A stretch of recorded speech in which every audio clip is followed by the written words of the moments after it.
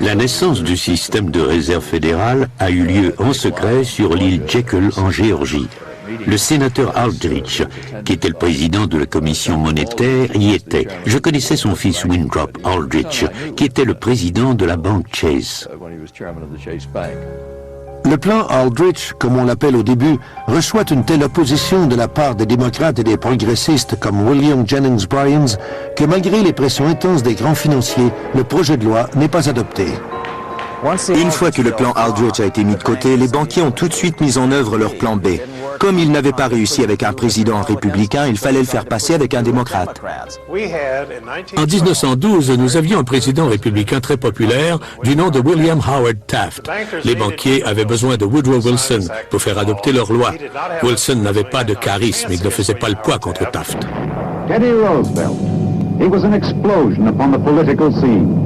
Dynamic, outspoken, warm, colorful, exciting, inspiring. And under the surface was a man of ideals.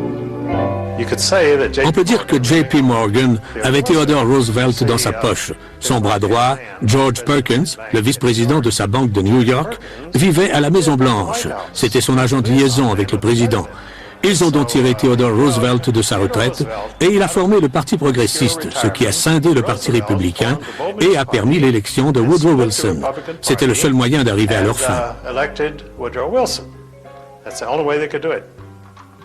Tout de suite après son élection, le président Wilson a convoqué une session spéciale du Congrès pour abolir le tarif protecteur, qui était l'une des assises de ce pays. Il a ensuite instauré l'impôt fédéral sur le revenu. Puis, pour compléter cette révolution, il y a eu la création de la Réserve fédérale en décembre 1913.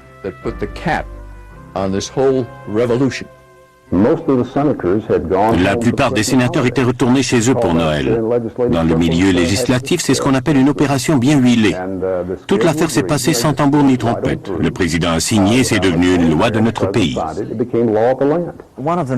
Un des opposants les plus farouches de la Réserve fédérale était le représentant du Minnesota, Charles Lindbergh.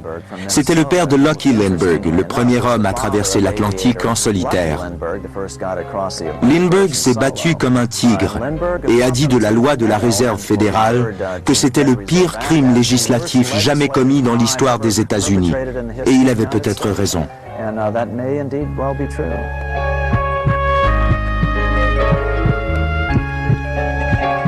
Dès 1916, le président Wilson commence à avoir des remords. Il déclare « La croissance de notre nation et toutes nos activités sont entre les mains de quelques hommes. » Vers la fin de sa vie, Wilson admet qu'il a été trompé et qu'on l'a forcé à signer cette loi. On prétend qu'avant de mourir, il a murmuré « J'ai involontairement ruiné mon gouvernement ». Selon la loi, lorsque des gens se concertent pour voler quelqu'un, c'est une opération criminelle. Ça ne peut pas être autre chose. Peu importe ce qui arrive par la suite, on ne peut pas effacer ces débuts criminels. Voilà ce à quoi nous faisons face aujourd'hui, un syndicat du crime. C'est comme ça depuis le début. La création de la Réserve fédérale représenterait donc une prise de contrôle des États-Unis par un groupe de financiers internationaux. La Réserve a été créée pour servir les intérêts de quelqu'un, ça ne fait aucun doute. Mais les intérêts de qui? Ce n'étaient pas les intérêts du milieu bancaire américain, mais ceux du milieu bancaire international. Les Morgan avaient des avoirs à l'échelle mondiale. Ils ont d'abord fait fortune en Angleterre et ils se sont associés aux Rothschild et à d'autres personnes. La famille Rothschild est l'une des plus riches que le monde ait connues. Au début des années 1800, ils étaient les banquiers les plus importants d'Europe. À la fin du 19e siècle, ils auraient contrôlé la moitié de la fortune mondiale. Derek Wilson, le biographe de Rothschild, a déclaré que les critiques de cette famille ont raison de s'inquiéter. L'empire de Rothschild est le plus puissant empire financier qui ait existé et il est en mesure de contrôler les gouvernements dans les coulisses. Le pouvoir économique et le pouvoir politique vont de pair. Mayer Rothschild de la Banque d'Allemagne a déclaré « Donnez-moi le contrôle du système monétaire d'un pays et peu m'importe qui écrit les lois ». Rothschild, en 1820, avait plus de pouvoir que ses successeurs n'en ont jamais eu. Cette déclaration est plutôt absurde. La Réserve fédérale ne contrôle pas la masse monétaire, elle l'influence. Déclarer que la Réserve fédérale ne fait qu'influencer la masse monétaire, c'est comme dire qu'un voleur qui vous menace de son fusil peut seulement vous influencer à lui donner votre argent. Bien sûr, si vous lui donnez votre argent, vous avez la vie sauve, mais vous vous retrouvez sans le sou.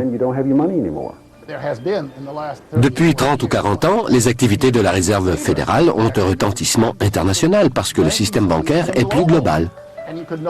On ne peut plus réguler la masse monétaire des États-Unis uniquement par les banques fédérales de district. La Réserve fédérale contrôle tout ce qui touche l'argent. L'argent est présent partout et tout le monde en veut. Quand vous donnez à une institution le monopole de l'émission de la monnaie, vous donnez un contrôle total à cette institution.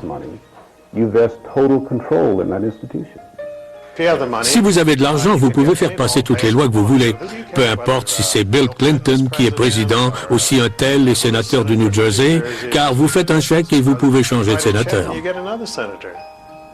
Une des questions les plus délicates dans ce débat est de déterminer à qui appartient la Réserve fédérale. La Banque de la Réserve fédérale de New York appartient en majorité à 5 banques d'affaires de Londres créées par la Banque d'Angleterre. L'Angleterre, qu'on considère plutôt comme un satellite politique des États-Unis depuis quelques années, serait-elle la puissance qui tire les ficelles de la politique internationale? Peu importe qui possède la Réserve fédérale.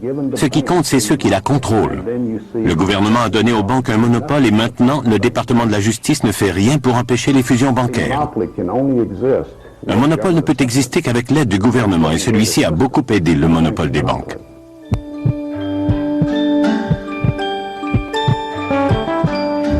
Les accusations les plus graves portées aux dirigeants de la Réserve fédérale sont qu'ils seraient responsables de 3 des plus grandes tragédies du XXe siècle. La Première Guerre mondiale, la Deuxième Guerre mondiale et la Grande Dépression. La guerre est probablement l'activité qui génère le plus de profit pour un banquier international. Par conséquent, dans l'histoire de l'Europe et de l'Amérique du Nord depuis 300 ans, on voit des banquiers internationaux qui aident les nations belligérantes des deux côtés de la ligne de front.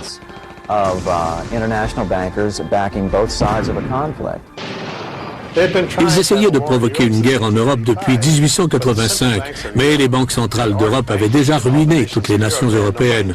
Le seul argent qui restait était aux États-Unis. Pour y avoir accès, ils devaient imposer une banque centrale au peuple américain.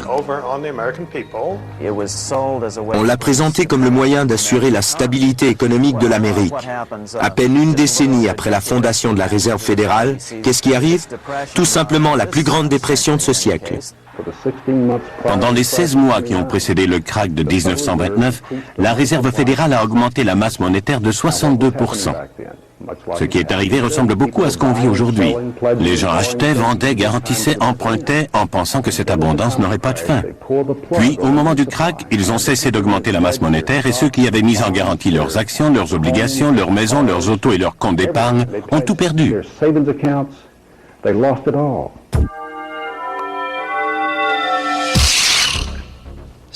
Au cours des guerres, ces hommes vendent des armes à l'un des adversaires et prêtent de l'argent à l'autre pour faire des profits. Lorsque les profits commencent à baisser, les financiers comme Jacob Schiff, Max Warburg et JP Morgan savent très bien comment les faire remonter. Vous serez peut-être surpris d'apprendre, et c'est un fait confirmé, que ces gens ont financé Trotsky et Lénine avec des milliards de dollars en or et en prêts pour qu'ils déclenchent la révolution en Russie. Avec l'entrée des États-Unis dans la guerre et le départ de la Russie, le conflit a duré 2 ans de plus. 2 ans de vente d'armes et de prêts sur lesquels faire des profits pendant de nombreuses années. La guerre est une entreprise extrêmement rentable. Après la Première Guerre mondiale, le sénateur Gerald Nye a organisé une commission devant laquelle il a traîné les plus gros financiers et industriels pour examiner les profits qu'ils avaient réalisés au cours de la guerre.